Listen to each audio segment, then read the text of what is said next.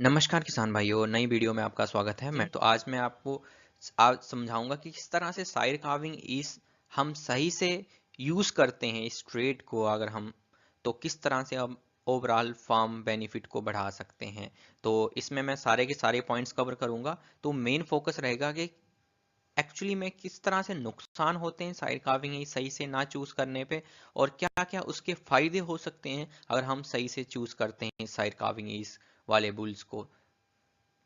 Side carving is होता क्या है, तो एक सिंपल सा है कि इसको किस तरह से एक परसेंटेज में देखा जाता है कि कितने परसेंट बछियाओं को जब हमने बड़े सारे बुल्स का सीमेन यूज किया और उसके यहाँ बछड़ा पैदा हुआ, उस बछड़ी पे जब हमने सीमेन लगाया पहली बार और उस बछड़े को जन्म देते समय उसको कितनी दिक्कतें हुई, उसको बोलते हैं साइड कार्विंग। और बड़े सारे बुल्स को एक साथ फिर कंपेयर किया जाता है और इसको 1 से 5 तक की स्कोरिंग की जाती है, 1% से 5%। तो उस 20 में एक जो है स्कोर, मतलब उसमें कोई भी दिक्कत नहीं है, ये 5 में बहुत सारी दिक्कत आई है। और सारे कार्विंग इसके में 8% से अगर कम उसका साइड कार्विंग है तो मान के चलिए उसमें जो बच्चा देते समय बछड़ी को कोई भी दिक्कत कम होगी। इसको कैसे देखा जाएगा, तो अब मैं एग्जाम्पल के माध्यम से दिखाता हूँ। साइड कार्विंग इसका मतलब होता है कि आने वाली जो बच्चियां पैदा होगी उस सांड की, तो उसका सर जो होगा वो पतला होगा एज कम्पेयर टू दूसरी बच्चियों, क्योंकि जब भी बच्चा फंसता है तो उसमें क्या होता है, सर जो होता है बछड़े का वो बड़ा होता है। तो ऐसी बछड़े या बछड़ी को उसने पैदा करना है ऐसे सीमेन से कि जिसकी जो गर्दन होगी पतली होगी। तो आप इसका भी कंपैरिजन देखते हैं, इसका सर बड़ा है और गर्दन भी मोटी है, और इसमें देख पा रहे हैं इसका सर पतला है। जब भी सर पतला होगा तो डेफिनेटली इजी कार्विंग हो जाएगी। तो फ्यूचर डॉटर्स में क्या हो जाएगा ऑटोमेटिकली, फिर डॉटर कार्विंग इज भी इसमें वर्ड रहता है तो रंप एंगल ऑटोमेटिकली सही होगा।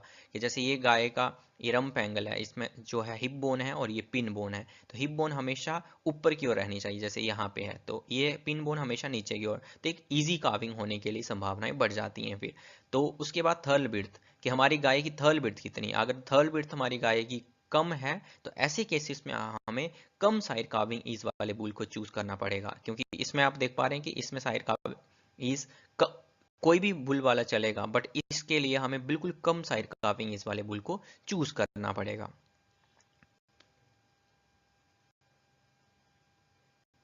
जब भी गाय में बच्चा फंसता है तो उसमें दिक्कतें आती हैं। तो दिक्कतें आती हैं नॉर्मली, आपको ध्यान ही होगा।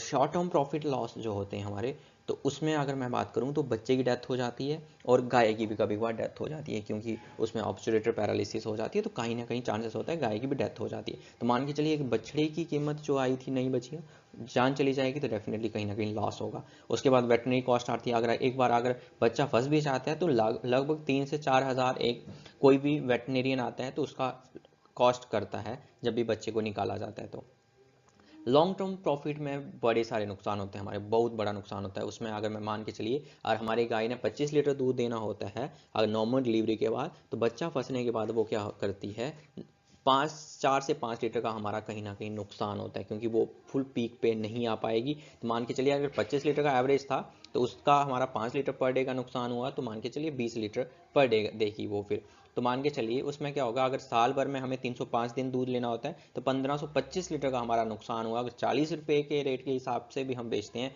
तब भी हमारे साल भर का 61 हज़ार का नुकसान हुआ। तो मान के चलिए काफ़ी बड़ा नुकसान होता है ये।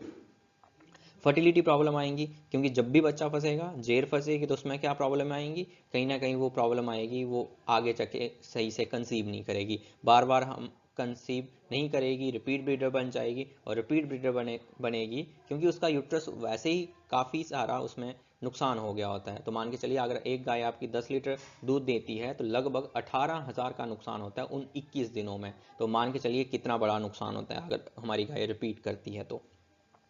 दूसरा है इनवॉलंटरी कलिंग करनी पड़ती है। सपोज करो हमारी गाय में बच्चा फंस जाता है तो कहीं ना कहीं वो रिपीट ब्रीडर बन जाती है। रिपीट ब्रीडर बनेगी तो नुकसान तो हो ही रहा था, तो हम उस फार्म को, उस गाय को अपने फार्म से भी उसको निकालना पड़ता है। तो एक नुकसान ही है, नुकसान है जब भी बच्चा फंसता है तो हेल्थ इश्यूज आते हैं, जैसे कभी कभार बच्चा फंसता है तो उसकी जो पैरालिसिस हो जाती है, फिर चांसेस बढ़ जाते हैं, पस बन जाती है यूट्रस में, तो कहीं ना कहीं बड़े सारे वेटनरी कॉस्ट उसमें इंक्लूड हो जाते हैं।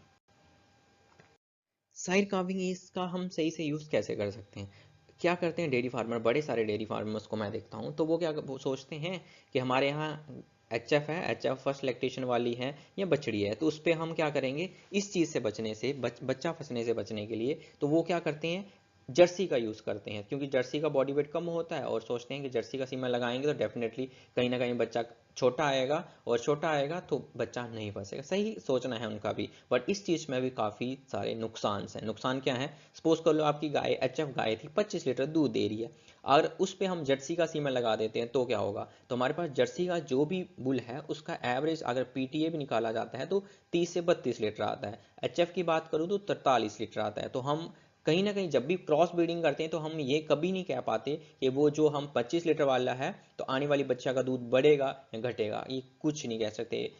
बट इसमें क्या हो सकता है कि अगर हम एचएफ उसकी जर्सी लगाते हैं, तो अगर हम नॉर्मल डाटा कैलकुलेशन भी करते हैं तो एवरेज जो है दूध पर 24 लीटर से कम ही देगी जो बच्चियां क्रॉस ब्रीड बन के आएगी हमारी जर्सी की। तो मान के चलिए उसका एवरेज जो होगा 15 से 24 लीटर के बीच में होगा। तो मान के चलिए अगर उस पर प्योर एचएफ लगाते हैं तो डेफिनेटली वो 30 से 35 लीटर चली जाएगी।